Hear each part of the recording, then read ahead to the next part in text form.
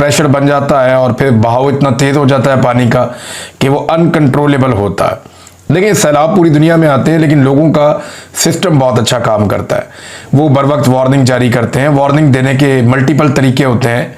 फिर जितने इदारे हैं वो हरकत में आ जाते हैं। जो ख़तरनाक जगह है वहाँ पे ड्यूटियाँ लग जाती हैं लोगों की, और अगर कोई फंस जाए तो फिर उसको निकालने के लिए रेस्क्यू का प्रॉपर एक सिस्टम होता है। पाकिस्तान में ये नहीं है, कहीं भी नहीं है।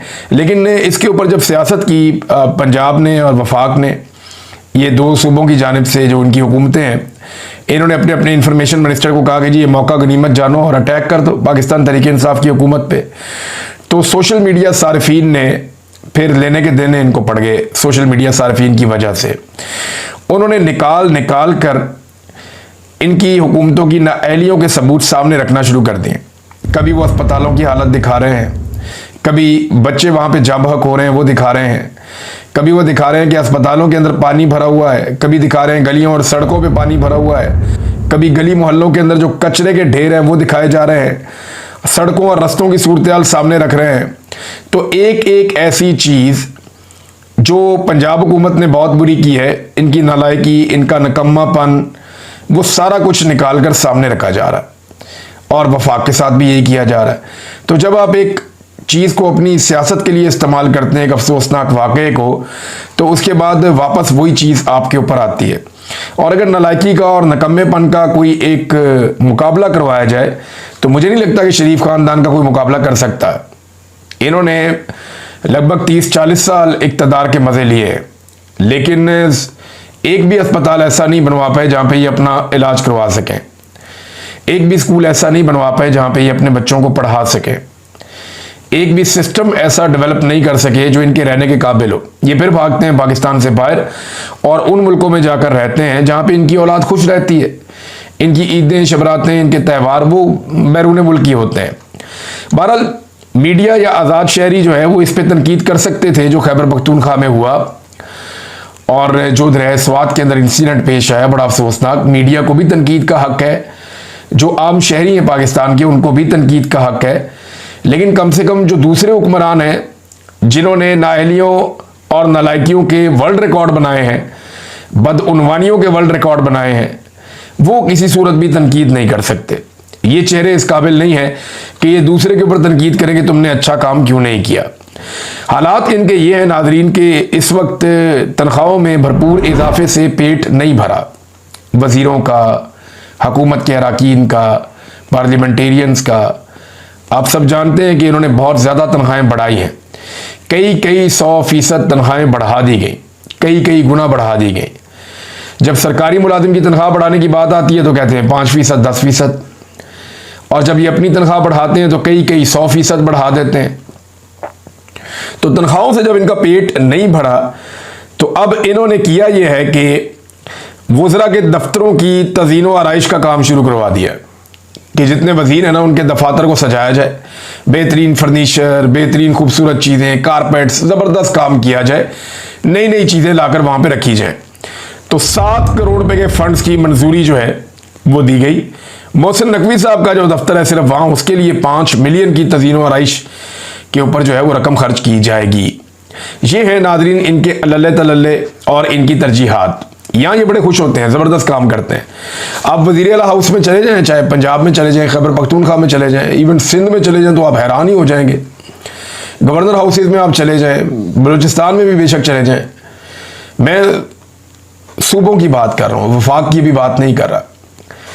तो आप परेशान हो जाएंगे कि जिस तरह का सामान वहाँ पड़ा हुआ है या जिस तरह की लग्जरी लाइफ वो लोग गुजार रहे हैं। लेकिन जब आप किसी सरकारी दफ्तर में जाते हैं जहाँ पे अवाम ने आना होता है, हत्ता कि आप अदालत में आते हैं जहाँ पे अवाम ने आना होता है, तो आप हैरान रह जाते हैं कि क्या ये वही मुल्क है, क्या ये उसी निज़ाम के तहत चलने वाली जगह है। तो जहाँ गरीब आदमी ने आना है, आम आदमी ने आना है, उसका बेड़ा गर्क किया हुआ है, और जहाँ इन्होंने खुद रहना है उसको आलीशान बनाया हुआ है। बार बार डीसी के घरों के और दफातर की तज़ीन व आराइश की जाती है, उनकी दीवारें तामीर की जाती हैं, उनके ऊपर नए डिज़ाइन बनाए जाते हैं, और ये सिलसिला पाकिस्तान में बड़े लंबे अरसे से चल रहा है। तो अशराफिया का पाकिस्तान कुछ और है, आम आदमी का पाकिस्तान कुछ और है। जब इमरान खान साहब को इक़्तिदार से निकाला गया था उस वक्त जो डाटा अवेलेबल था उसके मुताबिक 16 अरब डॉलर के ज़खायर इमरान खान साहब छोड़ कर गए थे कौमी ख़जाने में। 16 अरब डॉलर कहा जाता है कि वो छोड़ गए थे। अब एक बार फिर जो है वो ज़खायर बार बार कम हो जाते हैं। इस हुकूमत को पैसे जमा करने आते ही नहीं, ना इन पे कोई भरोसा करता है। बाहर से इन्वेस्टमेंट नहीं आ रही। पाकिस्तान में सरमायाकारी बिल्कुल कम हो चुकी है। पाकिस्तान के अंदर से भी लोग पैसा ले लेकर पाकिस्तान से बाहर जा रहे हैं। सरमायाकार जो है उन बिल्कुल दिलचस्पी इस हुकूमत के अंदर नहीं दिखा रहे, इस निज़ाम के अंदर नहीं दिखा रहे। तो ये पैसे बार बार बहुत कम हो जाते हैं। फिर ये कर्जा लेकर पूरा करते हैं, फिर कम हो जाते हैं, फिर कर्जा लेकर पूरा करते हैं, फिर कम हो जाते हैं। ये बड़ी मुश्किलों से 10 अरब डॉलर तक पहुंचते हैं और फिर रकम कम हो जाती है।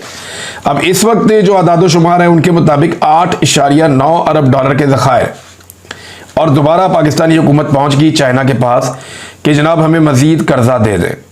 तो चाइना के साथ इन्होंने एक और मुआहदा कर लिया जिसमें 3.7 अरब डॉलर्स का कर्ज इन्हें मिलेगा।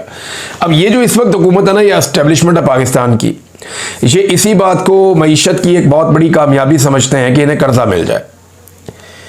यानी मईशत की कामयाबी तो इसमें होती है ना कि आपके मुल्क में बहुत बड़ी इन्वेस्टमेंट आ जाए, बाहर से सरमायाकार बहुत सारा पैसा ले आए, यहाँ पे इंफ्रास्ट्रक्चर बनाना शुरू कर दें, एम्प्लॉयमेंट जनरेट होना शुरू हो जाए। पाकिस्तान के अंदर जो लोग हैं उनको सरमायाकारी के ऊपर एतबार आ जाए कि अगर सरमायाकारी करेंगे तो हमारा पैसा ज़ाया नहीं होगा। वो अपना पैसा पाकिस्तान के बाहर भेजने से बेहतर है कि पाकिस्तान में खर्च करना शुरू कर दें। तो एक साइकिल चलना शुरू हो जाए पाकिस्तान में पैसे का। वो साइकिल चलने से ज़्यादा टैक्स इकट्ठा होगा। वो जो टैक्स इकट्ठा हो उसको आप कौमी ख़जाने के अंदर जमा करें। तो उस सूरत में अगर कौमी ख़जाना बढ़े तो आप कह सकते हैं कि पाकिस्तान तरक्की कर रहा है, पाकिस्तान आगे बढ़ रहा है। लेकिन यहां पाकिस्तान तरक्की कैसे करता है? ये IMF से कर्जा लेते हैं और फिर उसके बाद भगड़े डाल डाल के ऐलान करते हैं जनाब पाकिस्तान तरक्की कर रहा है। IMF से कर्जा लेते हैं, फिर आर्मी चीफ ये अनाउंसमेंट करते हैं कि कौन लोग हैं वो जो डिफॉल्ट की बातें कर रहे थे अब सामने आए। भाई ख्वाजा आसिफ कर रहा था डिफॉल्ट की बातें, आपका बॉस है, उससे पूछ लें बुला के कि ख्वाजा आसिफ ने डिफॉल्ट की बातें क्यों की हैं। बल्कि बुला के क्या पूछना, आपको जाके पूछना चाहिए, वो बॉस है आपका। तो अब इमरान खान साहब जो कौमी ख़जाने के अंदर ज़खायर छोड़ गए थे वो तो दोबारा ये हासिल नहीं कर सके। लेकिन अब चाइना से दोबारा इन्होंने कर्जा लिया है और कर्जा लेने को ही ये पाकिस्तान में मईशत की कामयाबी आजकल करार देते हैं। माजी में जब कोई कर्जा लेता था हुक्मरान तो हमें ये बताया जाता था, इकोनॉमिस्ट भी कहते थे, सियासतदान भी कहते थे, एस्टेब्लिशमेंट भी कहती थी कि कर्जों से भी कभी मुल्क चला है।